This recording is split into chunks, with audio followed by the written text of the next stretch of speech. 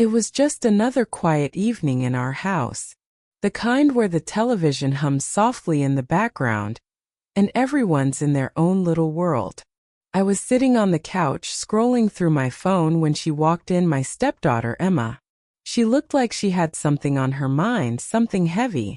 I could tell by the way her eyes avoided mine, by how slowly she moved, like every step was a decision. We've shared this home for a few years now, ever since I married her mother. But there's always been a wall between us. Respectful, polite, but distant. Until that night. She didn't say a word.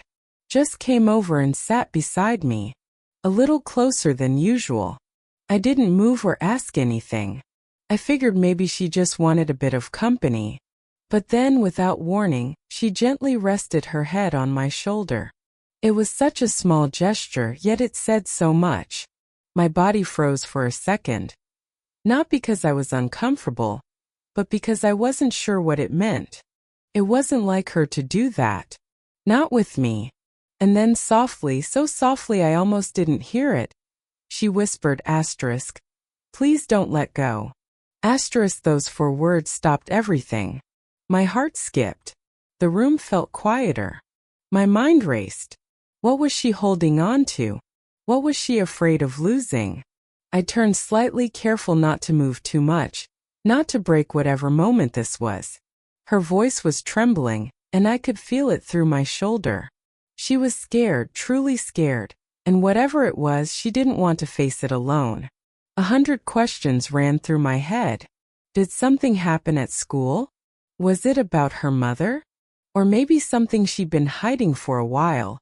Something she didn't know how to bring up until now? There's a kind of silence that says more than words, and in that moment, I felt the weight of it pressing down between us. The truth is, being a step-parent is never simple. You come into someone's life halfway through their story, and you're trying to write your chapter without erasing what came before. You try to be there, but not too much. You try to care, but not crowd. And sometimes, just sometimes, a moment comes that changes everything. A bridge gets built without you even realizing it. I didn't move. I didn't speak. I just let her rest there, even though I was bursting inside with questions. I knew she needed to feel safe more than she needed to talk. But those words, asterisk, "Please don't let go," asterisk, they were still ringing in my head. What did she mean? What was she holding on to? What was I supposed to do next? And that's when everything started to unfold in a way I never expected. Because what she told me after that changed everything. But I'll get to that in the next part. She didn't lift her head, and I didn't push her to. We just sat there in silence for a few more minutes, like the world outside had paused. But inside me, everything was moving too fast. I kept replaying her words. Asterisk, "Please don't let go." Asterisk, over and over. They didn't sound like something you say on a regular night to someone you barely open up to. Something was going on. Something deeper. Eventually, I broke the silence as gently as I could. I asked, "Emma, is everything okay?" She didn't answer right away. Instead, she gripped the sleeve of my hoodie like she was afraid I might disappear. That's when I realized this wasn't just about comfort. This was fear. A kind I hadn't seen in her before. You have to understand, Emma's always been a quiet kid. Smart, sharp, observant. But reserved. Even after her mom and I got married, she kept her distance. Never rude, just guarded. She'd talk about school, her books, sometimes share a funny meme. But anything personal? Off limits. I never pushed. I figured she'd come around when she was ready. I didn't want to be the guy who forced himself into her space. But now here she was right in it. She finally lifted her head just enough to speak, and her voice cracked. "Can I tell you something, but you promise you won't be mad?" Right then my heart dropped. When a teenager asks that question, it usually means something's wrong. And bad. But I kept my voice calm. "Of course, Emma. I promise." She hesitated, then stood up and started pacing. rubbing her hands together like she was trying to warm them. I haven't told Mom. I didn't know how. And I thought maybe it would stop, but it's not stopping. It's getting worse. Those words chilled me more than I could explain. Getting worse? What was getting worse? I wanted to ask a dozen questions, but I didn't want to rush her. She had finally started to open up, and I knew the moment I said the wrong thing, she might shut down again. So I just stayed quiet and let her keep going. She looked at me then, eyes filled with something between fear and confusion. You're the only one I feel like I can talk to right now. And I know we're not like close, but you've always listened. Even when I said nothing. That hit me in a strange way. It made me realize that sometimes being present, even in silence, means more than words. I nodded slowly, encouraging her to continue, but inside I was bracing for whatever she was about to say. Then she sat back down, this time a little farther from me, like whatever she was holding in was too heavy to be close to someone else. She looked down at her hands and said, "Something happened a few months ago, and I thought I could forget it. But it's following me." That was the moment I knew we were dealing with something serious. And whatever it was, it had already left a mark on her. A deep one. But before I could say anything, she looked me in the eye again and whispered, "Please, just don't tell Mom." Not yet. And right there I had to make a choice. Keep the secret, or risk losing the trust she had finally given me.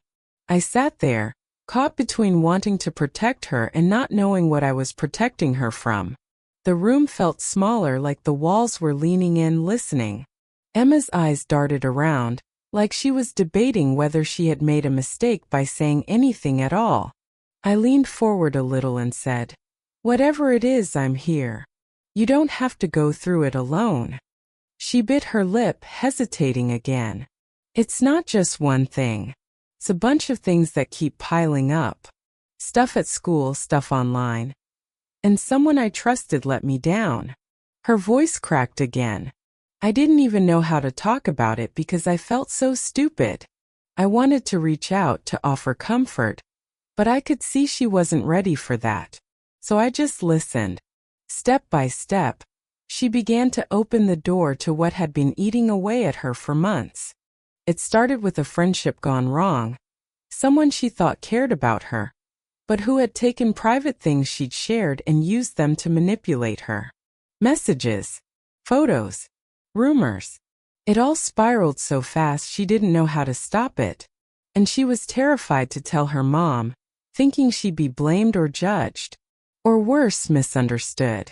I kept a straight face, even though every part of me was burning with anger. Not at her, but at the fact she had to carry this alone. That someone out there was making her feel small, cornered, scared. I asked her if it was someone from school, and she nodded.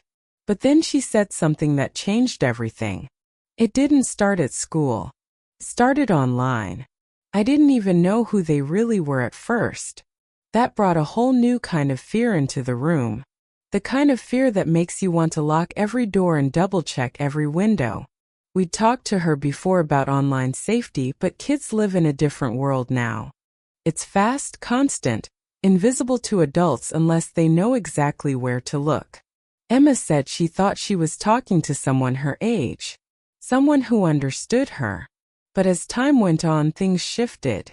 He got more controlling. Started asking for things that made her uncomfortable. And when she pulled back, he threatened her. I asked her if she still had the messages. She nodded. I didn't delete them. I wanted to. But I was too scared. What if he finds out? Her voice was shaking now, her hands clenched into fists. I could see how long she'd been holding this all in. The tension in the room was thick. My head was full of questions. Who was this person? How much did he know about her? Was he nearby? But I knew I couldn't overwhelm her. Not now. Not when she was finally opening up. She looked at me again, her voice barely a whisper. I don't know what to do. I just knew I had to tell someone. And I didn't want to lose you too.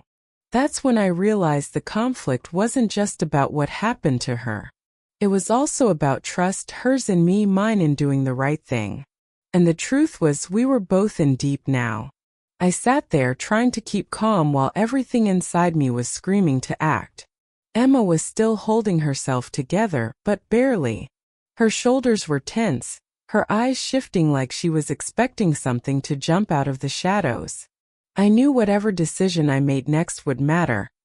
Not just for her safety, but for her trust in me. And that felt heavier than anything I'd carried before. "Emma," I said quietly, "can you show me the messages?" She hesitated, then nodded. Her fingers trembled as she unlocked her phone and handed it over. I didn't rush. I scrolled slowly, each message making my stomach twist tighter. Started off casual. Friendly. Too friendly. Then came the compliments, the emotional strings, the guilt trips. As I kept reading, I could see how this person had played on her loneliness and need to feel understood. It was calculated, manipulative, dangerous. Then the threats came. Screenshots. Names. A line that read asterisk, "You think your stepdad can protect you?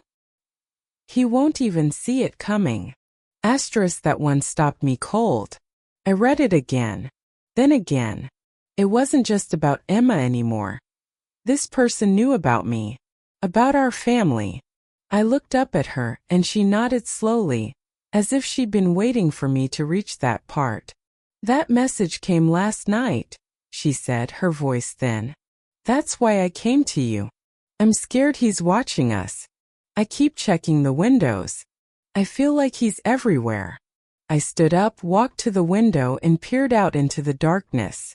Nothing. Just our quiet street, the usual houses, porch lights glowing like everything was normal. But it wasn't. Something had already invaded our home.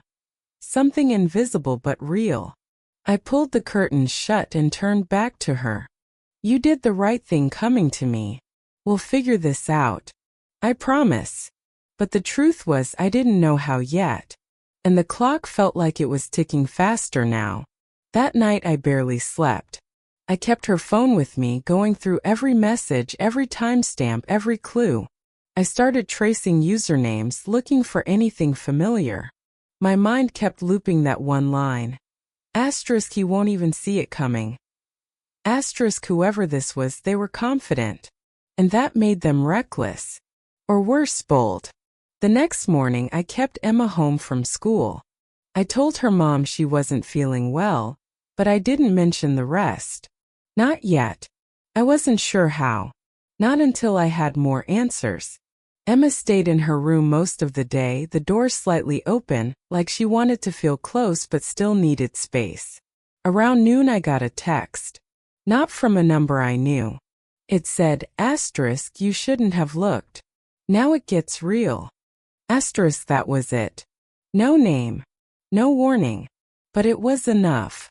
I felt the tension snap like a wire inside me. I knew this wasn't just about scaring her anymore. This was personal. Someone out there had crossed a line. And they weren't done. Whatever was coming next, it was close. Too close. I stared at that message on my phone, my pulse pounding in my ears. Asterisk, you shouldn't have looked. Now it gets real. Asterisk, it felt like the room grew colder, like someone was standing right behind me. I checked the time, 12:07 p.m. Emma was upstairs. I walked quietly to the staircase and looked up. Her door was still slightly open. I didn't want to scare her, but I knew I needed to act fast. Whoever this was, they were watching. Maybe even closer than we thought. I called a friend of mine, Jake, an old college buddy who works in cybercrime investigations. I told him everything, and his voice instantly shifted to serious. "Send me the number. And the messages. Now, I'll trace what I can, but if he's good, he might be bouncing locations." As I was sending him screenshots, something strange happened. My phone buzzed again. Same unknown number. This time it said, asterisk, it's not just her who's hiding something. Asterisk, I froze. That wasn't about Emma. That was about me. I felt a chill run through me as a flood of questions hit. Was this person trying to rattle me? Dig into my past? I didn't have anything to hide, at least nothing I hadn't already moved past. But then it hit me. Emma wasn't the only one with secrets. And maybe someone out there knew more than I thought. I rushed upstairs, knocked softly, then stepped into Emma's room. She looked up from her bed, eyes tired but calmer than yesterday. "Is everything okay?" she asked. I didn't want to panic her, so I nodded slowly. "Just got another message. He's still trying to mess with us. But I'm not letting him win." I sat beside her and handed back her phone. "Jake's working on tracing the number. He might find something soon." She nodded, but then she looked at me with a strange expression. "There's something I didn't tell you." My stomach sank. "What is it?" She hesitated, then whispered, "He knows about Dad, her biological father, the one who passed away 3 years ago. We never talked much about him. Emma kept those memories close and I never pushed. But now I could see something deeper behind her eyes. A sadness mixed with fear. "He sent me pictures," she said quietly, "from when I was little. Ones I've never even seen before. They weren't online. They were private. Ones only my dad would have had. That changed everything. Whoever this was, they wasn't just some random stranger online. They had access to things that should have been locked away. Family memories, personal history, things buried in the past." I asked carefully, "Emma, do you think it's someone who knew your dad?" She nodded slowly. "I don't know who, but it's like he's using Dad to get to me. And now to you." The stakes had just gone higher than I could have imagined. This wasn't just a digital threat. It was someone reaching through the past, digging up wounds, turning them into weapons. And suddenly I realized, this wasn't just Emma's story anymore. It was mine too. The next 24 hours felt like a blur. Jake worked through the night, tracing phone pings, tracking the digital footprints left behind. Meanwhile, I stayed close to Emma. Every noise outside made us both jump.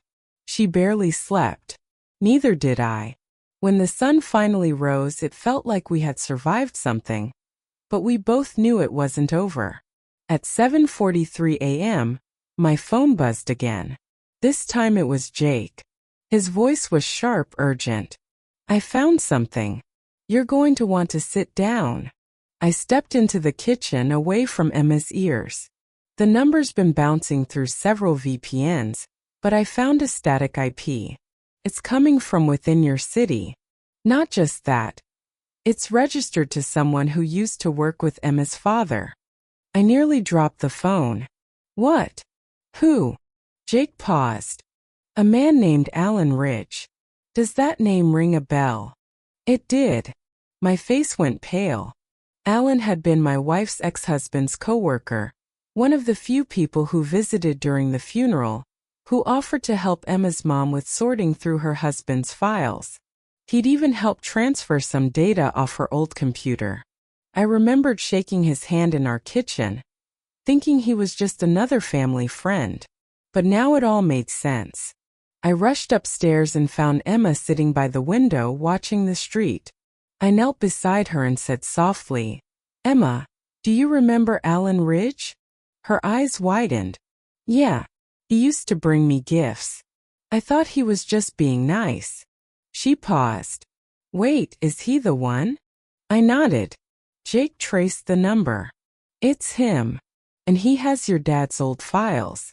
That's how he got the photos." Emma's face twisted into something I hadn't seen before. Relief, confusion, and a flicker of anger.